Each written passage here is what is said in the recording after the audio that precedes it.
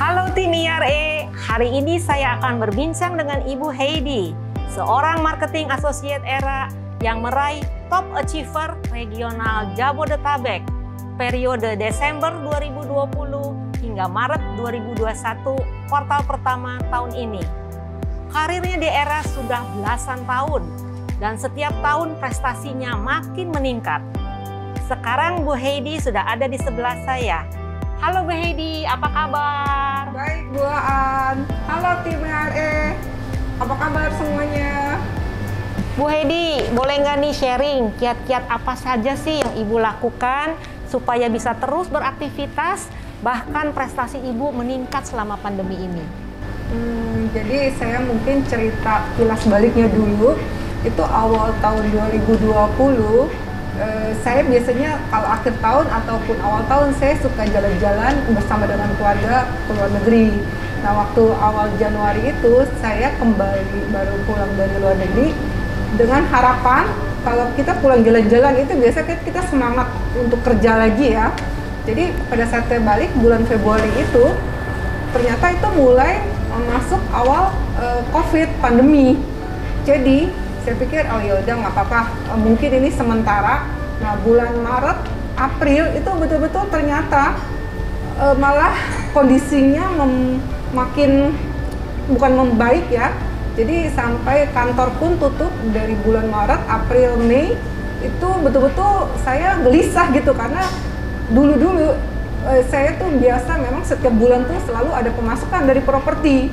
Tapi di bulan awal tahun kemarin itu bulan Maret, April itu betul-betul saya nggak ada closing sama sekali gitu loh. Waduh, saya putar otak kan, putar cara gimana saya mulai perbaiki pola kerja saya. Saya banyak dengerin YouTube, saya ikut webinar ERA. Sekitar bulan April itu ERA udah banyak melakukan online training ya. Jadi saya waktu-waktu yang ada di rumah itu saya berusaha yaitu mengupgrade diri saya.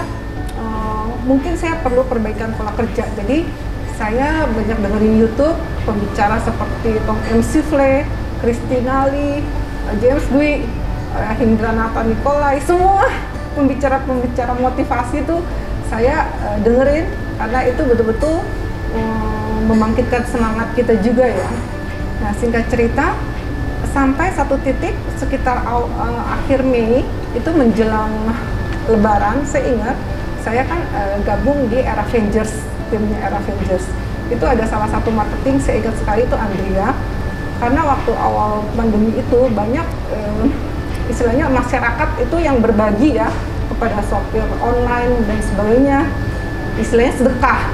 Nah, ada salah satu YouTube itu Tom and Sifle itu juga istilahnya bercerita pada saat kita di titik terendah itu kita harus sedekah. Di saat kita kekurangan, kita harus memberi gitu kepada orang lain. Nah, Andrea itu bilang, yuk kita Era Avengers sama-sama sedekah yuk. Masing-masing marketing ya paling 10 atau 15 nasi box, kita bagi orang sekeliling aja. Misalkan tukang gerobak, oh Islam bagus juga ya. Itu pada saat itu kan saya diajak, saya bilang boleh deh, saya pesan nasi box Hendrawan, saya ajak office boy saya untuk fotoin satu, misalnya kita kasih foto masukin di grup. Jadi kan saya mau terlibat aktif juga kan di Era Avengers. Jadi setiap ajakan ya udah saya respon kan. Setelah itu percaya nggak percaya, itu benar-benar mujizat terjadi. Saya tuh banyak dapat respon. Jadi bulan Maret April itu benar-benar nggak ada respon iklan yang masuk, istilahnya nggak ada incoming call. Tapi sesudah saya melakukan sedekah, itu mulai telepon tanya properti itu mulai banyak gitu loh. Saya sendiri juga antara percaya nggak percaya ya. Langsung saya ingat banget saya closing kafe di Pulau Panggang. Itu juga ceritanya aneh dah, panjang kalau saya ceritain. Habis itu bertubi-tubi apartemen Sudirman Park, saya lupa deh, dalam 2 bulan itu saya closing 12 unit. Jadi itu betul-betul kayak pintu langit itu terbuka gitu loh. Jadi ya itu menurut saya karena saya memperbaiki pola kerja dan juga itu sedekah itu salah satu menurut saya kunci lah. Oke, wah luar biasa sekali nih Bu Heidi nih, sampai bisa mulai sejak bulan Mei ini mulai transaksi ada dan mulai datang ya Bu ya. Betul. Gitu. Oke, Bu Heidi, bisa ceritakan nggak sih gimana Ibu bisa berhasil menjadi top achiever di kuartal pertama ini, Bu? Kira-kira apa aja sih, Bu, poin-poinnya yang Ibu lakukan supaya bisa tetap konsisten ada closing, Bu? Jadi menurut dari yang saya itu sebelumnya kan dulu di multi level juga ya. Jadi upline saya di multi level juga selalu istilahnya memotivasi bahwa hasil kerja kita bulan ini, apa yang kita dapatkan bulan ini, sebetulnya hasil kerja kita dari 6 bulan yang lalu. Apa yang kita tabur 6 bulan yang lalu itu, kita tuainya sekarang. Jadi waktu itu saya ingat banget, ini saya cerita, saya akhir tahun kemarin di bulan Desember, saya sempat closing satu nilai transaksi yang lumayan besar, itu kafling tanah di Jor, itu luasan 1,4 hektar. Sebetulnya itu respon dari bulan Juli tahun 2020. Itu standar aja sih, saya masukin di online yang saya cerita tadi. Saya pada saat saya berubah pola, saya tuh aktif di online. Jadi di portal media. Jadi saya masukin iklan-iklan saya di 5 portal web sekaligus, itu di rumah.com, rumah123.com, OLX, rumahdijual.com, dan 99.co. Jadi saya nggak tanggung-tanggung. Saya bilang, daripada satu langsung 5 aja untuk satu properti, saya langsung masuk ke 5 website itu. Nah, salah satunya Kafling Jor ini saya standar aja sih, maksudnya nggak neko-neko lah. Tiba-tiba ada yang respon dari agent Serpong, Bu Heidi ini Kafling masih ada, masih bisa kobrok, bisa gitu kan, fee-nya gimana Bu? Ya standar 2%, masing-masing 1%. Oke, ini ada customer yang mau lihat, customer dari luar kota, boleh. Pada saat dia mau lihat itu rasanya nggak bisa kan. Jadi singkat cerita, pada saat sudah lihat ternyata luasannya kebesaran, tadinya nggak jadi gitu loh. Tiba-tiba satu titik malah pembeli itu kembali lagi ke Kafling ini, dia tawar,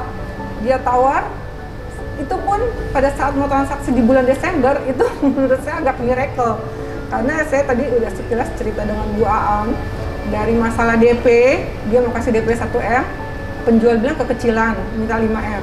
Diturutin 5M, ternyata dia penjualnya yang nggak mau, ada konsekuensi batal, dia harus kembali 5M dan denda. Akhirnya kita bikin MOU di notaris tanpa DP sama sekali. Itu kan jadi transaksi yang mungkin antara terjadi dan nggak terjadi karena nggak ada DP yang terlibat kan. Jadi akhirnya cash ya Bu ya? Akhirnya pembeli dari awal maunya KPR, dalam bulan yang sama dia bilang udah saya bayar cash aja pertengahan Desember itu. Oh oke, luar biasa nih. Jadi Bu Heidi berusaha tadi itu mengubah ya Bu cara kerja ya. Jadi lebih mengiklankan ke arah online ya Bu, melalui 5 portal itu yang tadi Ibu sebutkan, dan hasilnya bagus ya Bu ya? Luar biasa. Oke. Nah Bu Heidi, setelah berhasil menjadi top achiever di kuartal pertama ini, kira-kira target Ibu selanjutnya apa nih? Targetnya kalau kita sudah menjadi top number 1, tentu saja saya juga mau berusaha mempertahankan predikat itu, karena yang seperti kita tahu untuk mempertahankan itu biasanya lebih sulit dibandingkan meraihnya gitu loh. Ya, tapi bagi Tuhan tidak ada yang mustahil ya, kalau kita berusaha, dan saya juga akan tetap berusaha. Semoga juga Tuhan memberkati. Mantap Bu Heidi. Oke, mungkin pertanyaan terakhir nih Bu dari saya. Apakah pesan-pesan untuk teman-teman KMA lainnya nih kalau ingin menjadi top achiever, kira-kira gimana Bu harusnya Bu? Pesannya apa nih? Pesannya teman-teman pertama harus punya tujuan yang jelas, target yang jelas dulu. Habis itu kita harus memiliki pola kerja yang betul. Jadi kita harus buat planning, dan juga kita mesti continue untuk mereview. Untuk setiap promosi-promosi yang kita jalankan, apakah itu sesuai dengan target pasar yang ingin kita peroleh. Nah itu kita harus berusaha review terus-menerus gitu teman-teman. Dan juga kita harus konsisten dan stabil. Harus disiplin lah poinnya, seperti itu. Oke, baik. Terima kasih Bu Heidi atas sharingnya hari ini. Sekali lagi selamat, semoga kita bisa ketemu lagi nih Bu. Amin. Di Champion Conference untuk kuartal 2 nanti ya Bu ya. Nah, tim IRE, demikian bincang-bincang kita hari ini dengan Ibu Heidi, Top Achiever kuartal pertama 2021. Sampai jumpa di sharing selanjutnya. One ERA.